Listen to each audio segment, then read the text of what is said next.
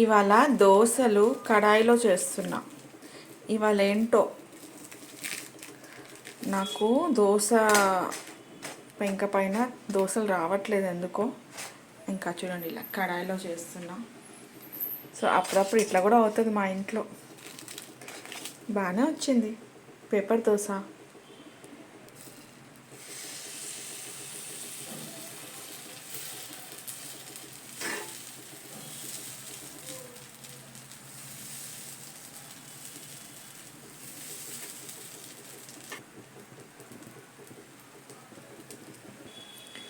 చూడండి క్రిస్పీగా ఉంది కడక్ దోశ, పేపర్ దోశ. ఇది అయింది, తీస్తున్నాను.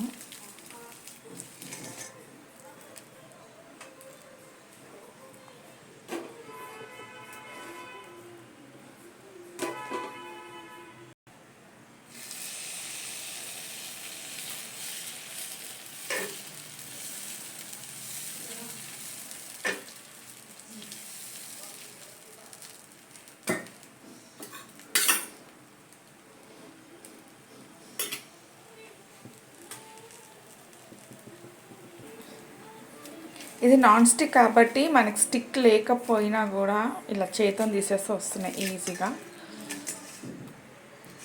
చాలా వేడిగా ఉంది, సో బాగానే వస్తున్నాయి.